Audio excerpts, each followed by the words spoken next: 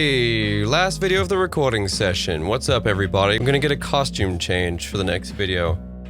Yes, I'll record in batches of 3. Now, I'm gonna stay on the Goth thing. I'm also gonna stay on the TikTok thing, because TikTok's on a bit of a roll at the moment. If you do not feel alternative enough, but you feel like you don't really fit in anywhere else, listen. You pave your own road. If there's people that are mocking you for not being alternative, they're the problem. That's high school shit. We need to stop putting labels on everything. It is 2025. Humans can be multifaceted. You can I mean, the labels thing, I've spoken about labels before. I have done a video on labels before. This was many eons ago. But what I will say about labels is they're kind of a double-edged sword. There is a duality to it. There is a dichotomy. On the one hand, labels are fantastic ways to find things specifically that you associate with, that you enjoy. For example, music genres. These are labels. They help you find the stuff that you actually want to listen to. If music had no labels whatsoever, you'd have a really tough time trying to find what you actually want. Also, it's undeniable that some music sounds entirely different to other music, so of course there would be a label for it. And on the other hand, labels are bad because labels can have very structured and rigid definitions, and if you don't meet these definitions, then you're no longer this label.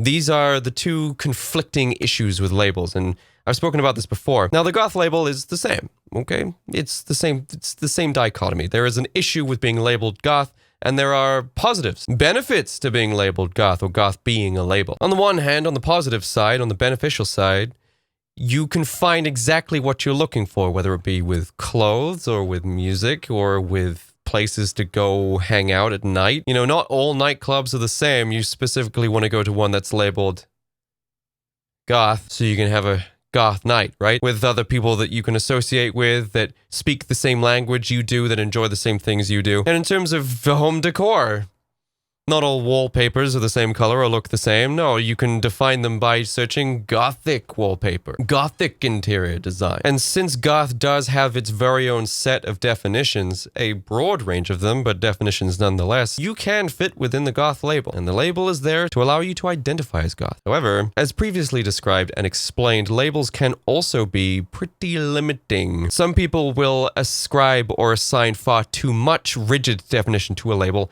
and therefore will exclude anyone who doesn't meet their standards of their definition of this label. Now, Goth, to her credit, was very much an ambiguous movement that was not meant to be defined. That's how it originally started. Again, it's in this book. And I've read this quote before. We were labeled New Wave before anybody thought of the name Goth, and truth be told, we weren't quite punk or any other style of rock. We were evolving into something different. Did we realize what we were onto at the end of the 70s? We did not. In fact, we resisted it, despite our passionate insistence that the Cure was not a Goth group. The Cure was very much a Goth group. We were like the famous quote by Groucho Marx, and didn't want to belong to any club that would accept us as members. We were also against the idea of following anything or anybody. That was the raison d'etre of our third single, Jumping Someone Else's Train, which was specifically against joining any bandwagons that happened to be passing by at the time. Ironically, Goth was all about trying to stay away from things like bandwagons and trends and definitions, and yet here it is, fully defined. In the modern age, you see Goth, you hear Goth, you recognize Goth. So you could say that labels ultimately are inevitable. Once something develops definitions, these definitions tend to amalgamate into a label. A searchable label, a hashtagable label, a label through which one can identify to find others that they can also relate to and share the same interests. It also then allows people to assign far too rigid definitions and subsequently exclusionary definitions, and herein lies the problem. Regardless of labels, regardless of definitions, you should be able to explore and express different things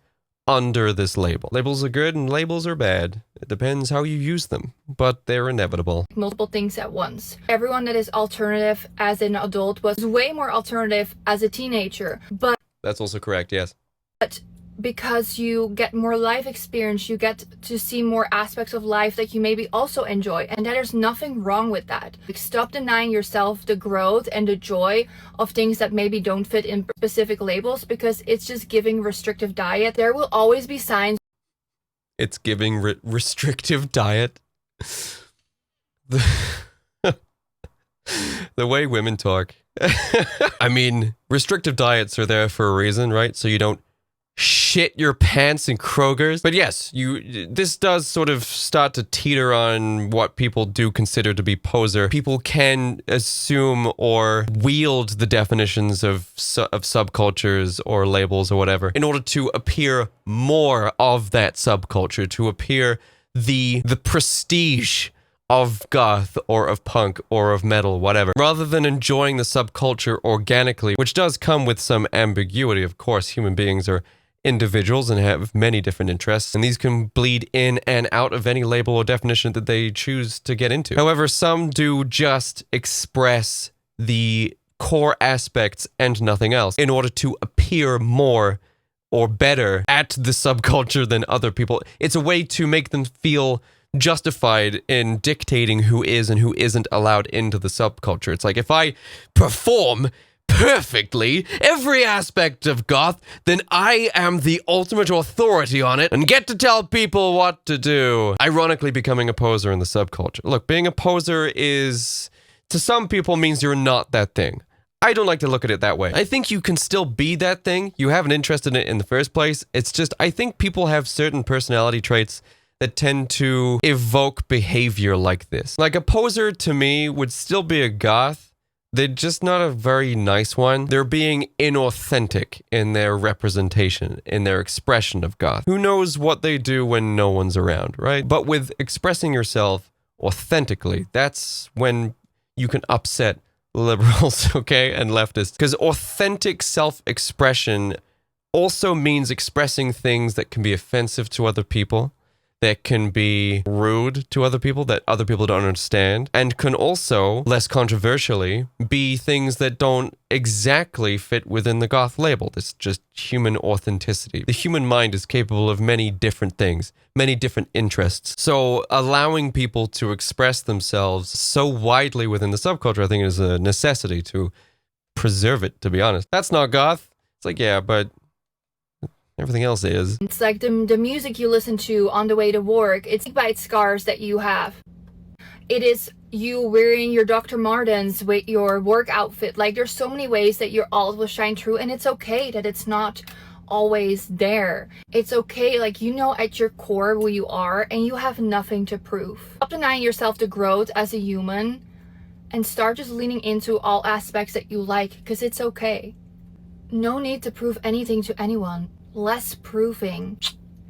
She's right. She's basically reiterating a point I made in one of my videos, which is stop trying to be goth and just be a goth, which is a reel that was posted, or a short that was posted a few weeks ago. The big epidemic that's happening with goth in social media at the moment is this aspect of performing for elitists, performing for the subculture to collectively agree that you are a goth. It's these youngins who aren't authentically participating in goth. In fact, they're trying to perform as goth as possible so that they can get the A-OK, welcome to the club, kid, from people who have assumed authority over the subculture. Goth became this thing that you can't give yourself. You have to earn it from others in the subculture. Why do you think the phrase, "that's not goth," is so ubiquitous amongst these self-righteous, sanctimonious, elitist retards? I can't think of a more redundant statement than "you're not goth." Because to say something like that is to assume you have authority to say who is goth, which you don't f***ing have, Angela. That's not goth. You're not goth. Yeah, to you. And who gives a f*** what you think? No one has the authority to say stuff like "you're not goth" unironically. Do you know what effect it has on your ability to identify with the gothic subculture, with the emo subculture, with the metal subculture? Do you know what effect phrases like "you're not insert subculture here"? Do you know what effect that has? Absolutely none. Nothing happens. There is no paper trail, no email sent out to executives, no interview with HR, no written reprimands, no mark on your official record. Nothing. It's just a statement made by a self-important narcissist because they feel like they hold the authority over other people to dole out authentications for people's identities. It means nothing. "You're not goth" is just redundant. It means nothing. So my advice to goths out there And I'm not going to use the phrase baby bets because f that phrase. My advice to goths out there, especially the young ones, because you guys are just obsessed with strangers' approval online. Honestly, I blame the age of social media that you grew up in. You don't need the approval of f***ing strangers on the internet. You can just be goth. You can just partake in it. It's there. Assume the identity. We're living in an age where trans women are women. It's not that much of a fucking stretch for you just to say, I'm goth, and ignore everyone who tries to say you're not, based on their own perception of the definitions of it, okay? Dangerous animal on this planet. TK Maxx, baby. A violent creature filled with hateful thoughts and a lust for blood. TK Maxx, that is definitely TK Maxx. TK Maxx weirdly coming through as the most seasonally speaking, the most goth place to go every year around August, September. You think the Gothic Whitby Weekend or Mariluna or whatever that other one was, I can't remember what it's called. Wave Gothic Treffen, I think it's what it's called. You think these are like the ultimate goth gathering events globally? No. It's the annual stocking of the Halloween decorations in TK/TJ Maxx every year. You want to see the biggest congregations of goth ever? You don't have to fly to Europe to go to the goth events that I just mentioned. TJ or TK Maxx, every August, every September, whenever they stock the Halloween items, they're gonna be there. To pick it clean, like bottom feeders on a whale fall. This was my girlfriend's recent purchase from TK Maxx/TJ Maxx in America, and has since become a well-loved member of the family. This is Scully. I also have my own Scully. But yes, labels are weird.